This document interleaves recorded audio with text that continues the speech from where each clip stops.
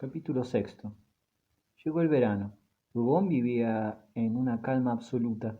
En 3 meses la señora Rubón había dado una atmósfera de respetabilidad a la casa de la calle Marbeuf, en la cual antes flotaba un olor de aventura. Ahora las piezas, un poco frías, muy aseadas, eran como el reflejo de una vida honesta. Los muebles metódicamente ordenados, las cortinas que no dejaban penetrar más que un hilo de luz, las alfombras que amortiguaban los ruidos introducían en el ambiente la austeridad casi religiosa de una sala de convento. Hasta parecía que aquellas cosas fueran antiguas y que se entraba en una vieja morada llena de un perfume patriarcal. Aquella mujer alta y fea, que ejercía una vigilancia continua, agregaba a ese recogimiento la suavidad de su paso silencioso, y llevaba la casa con mano tan discreta y experta que parecía haber envejecido en aquel sitio a lo largo de 20 años de matrimonio. Rugón sonreía cuando lo felicitaban. Se obstinaba en decir que se había casado siguiendo el consejo y la elección de sus amigos. Su mujer le encantaba. Hacía tiempo que deseaba un hogar burgués que fuera como una prueba material de su probidad. Esto terminaba de arrancarlo a su sospechoso pasado y lo ubicaba entre la gente de bien. Seguía siendo muy provinciano y conservaba como ideal ciertos salones acaudalados de Plaisance, cuyos sillones conservaban todo el año sus fundas de tela blanca. Cuando iba a casa de Delestán, donde Clorinda desplegaba por capricho un lujo extravagante, demostraba su desprecio encogiéndose ligeramente de hombros. Nada le parecía tan ridículo como arrojar el dinero por la ventana, no porque fuera avaro, pero solía repetir que conocía goces preferibles a todos los que pueden comprarse. Por eso se descargó en su mujer del cuidado de su fortuna. Hasta entonces había vivido sin contar. A partir de su casamiento, ella administró el dinero con la misma minuciosidad que había puesto en el gobierno del hogar. Durante los primeros meses Rugón se encerró concentrándose y preparándose para las luchas con las cuales soñaba. En él ardía el amor del poder por el poder, independiente de todo apetito de vanidad, riquezas y honores, de una ignorancia crasa, de una gran mediocridad en todas las cosas ajenas al manejo de los hombres, se transformaba en un ser verdaderamente superior cuando se sentía urgido por su deseo de dominación. Entonces amaba su esfuerzo, idolatraba su inteligencia, estar por encima de la masa en la que sólo veía imbéciles y pillos conducir a la gente a garrotazos. Esto desarrollaba en él en el espesor de su carne un espíritu hábil de una energía extraordinaria. No creía más que en él, tenía convicciones como otros tienen argumentos y subordinaba todo al desarrollo continuo de su personalidad. Sin vicio ninguno se regalaba en secreto con orgías de poder. Si debía a su padre aquella pesada anchura de espaldas y la gordura de su cara, había recibido de su madre, aquella terrible Felicitas que gobernaba Plaisance, una llama de voluntad, una pasión de la fuerza, que desdeña los pequeños medios y los pequeños goces, y era ciertamente el más grande de los Rubón. Cuando se encontró así, solo, desocupado, después de varios años de vida activa, experimentó al comienzo una sensación deliciosa de sueño. Desde las ardientes jornadas de 1851 le parecía que no había dormido, aceptaba su caída como una licencia merecida por largos servicios, pensaba permanecer 6 meses en la sombra, el tiempo necesario para elegir un terreno mejor y volver a entrar luego, a su antojo, en la gran batalla, pero al cabo de algunas semanas ya estaba cansado de descansar.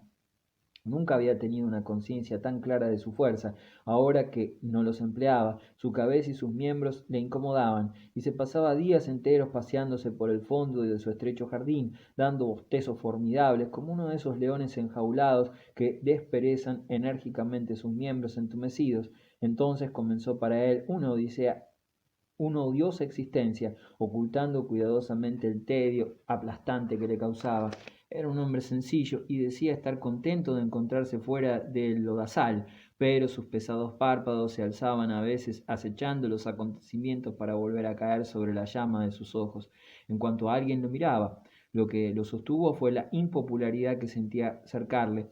Su caída había colmado de gozo a mucha gente, no pasaba día sin que algún diario lo atacara, se personificaba en él al golpe de Estado, las proscripciones, todas aquellas violencias de las cuales se hablaba con palabras esbozadas, Se llegó a felicitar al emperador por haberse librado de un servidor que lo comprometía. En las Tullerías la hostilidad era aún mayor. De Marcy, triunfante, lo acribillaba con chistes que las damas propagaban en los salones. Este odio lo reconfortaba, lo afirmaba en su desprecio por el rebaño humano. No lo olvidaban, lo detestaban, y eso le gustaba. Él solo contra todos, era el sueño, él solo empuñando un látigo y con las fauces abiertas a distancia, se embriagó con injurias, se hizo más grande en el orgullo de su soledad. Sin embargo, la ociosidad pesaba terriblemente sobre sus músculos de luchador.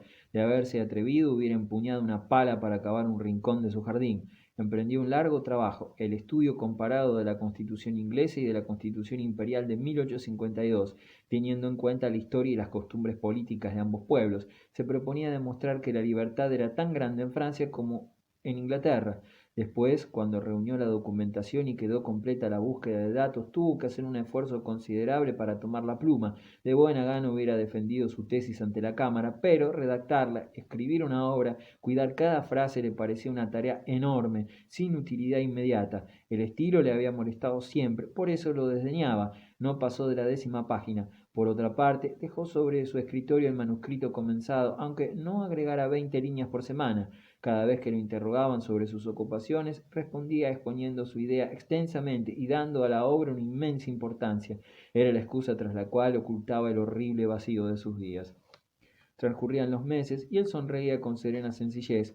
Su rostro no revelaba jamás la desesperación que conseguía ahogar y acogía las quejas de sus amigos con razonamientos destinados a demostrar su perfecta felicidad. No era dichoso, adoraba el estudio, trabajaba a su gusto, lo que era preferible a la agitación febril y a las luchas políticas, ya que el emperador no lo necesitaba, hacía bien en dejarlo tranquilo en un rincón, y no se refería al emperador sino con el mayor respeto.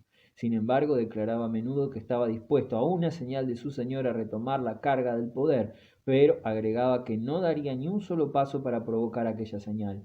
En efecto, parecía poner un celo extremo en permanecer apartado, en el silencio de los primeros años del imperio, en medio de aquel extraño estupor, mezcla de terror y de fatiga, sentía alentar un sordo despertar, y como suprema esperanza contaba con alguna catástrofe que lo hiciera bruscamente necesario. Era el hombre de las situaciones graves, el hombre de las grandes manazas, según la expresión del señor de Marcy.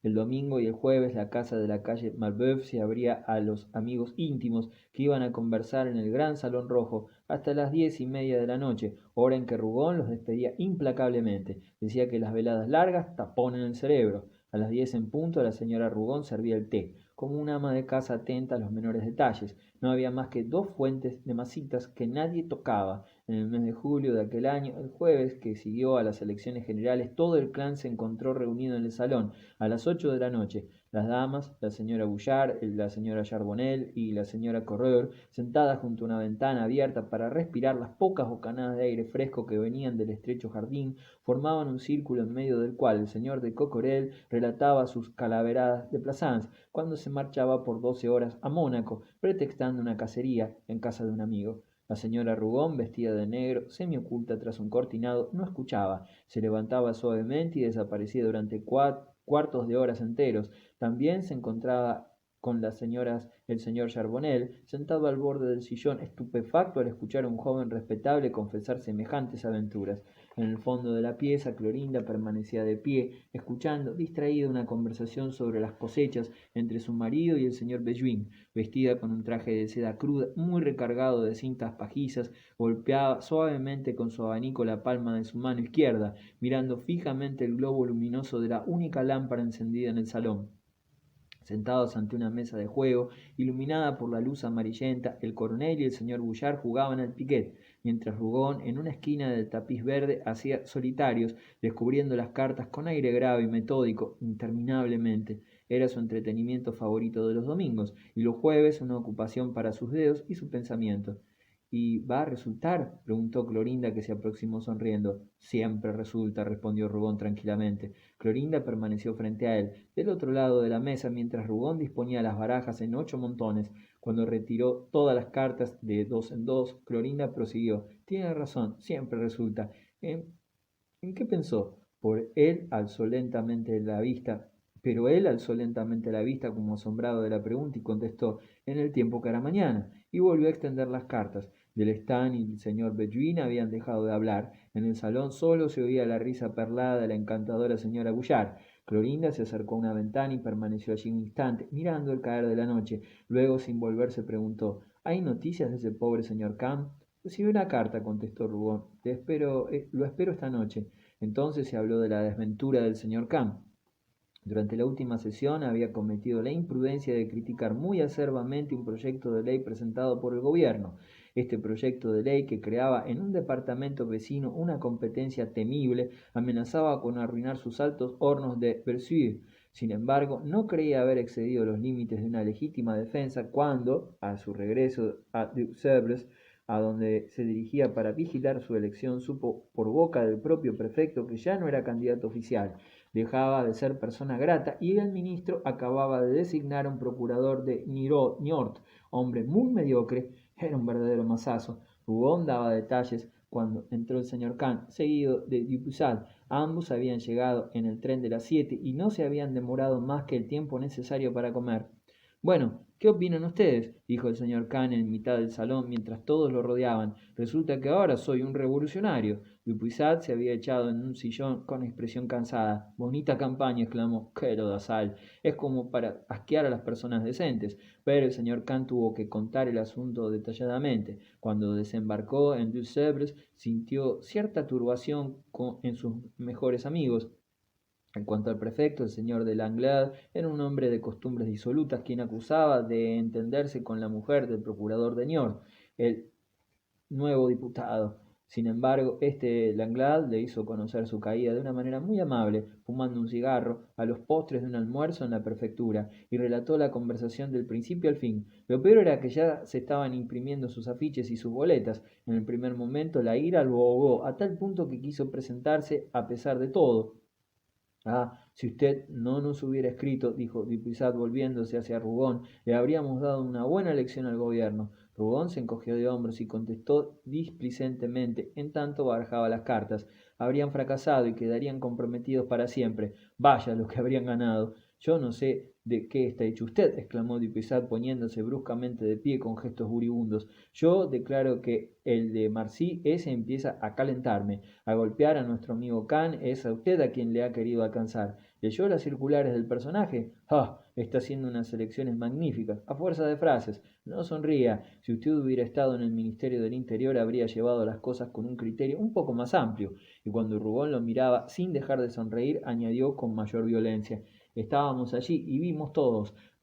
Hay un desdichado muchacho, un antiguo camarada mío, que osó lanzar una candidatura republicana. Usted no tiene idea de la forma en que se le hostigó. El prefecto, los alcaldes, los gendarmes, toda la camarilla se le echó encima, arrancando sus afiches, arrojando sus boletas a las zanjas, deteniendo a los escasos pobres diablos encargados de distribuir sus circulares. Hasta su tía, una señora muy digna, sin embargo, le hizo rogar que no pusiera más los pies en su casa porque la comprometía, y los diarios lo trataron sencillamente de bandido.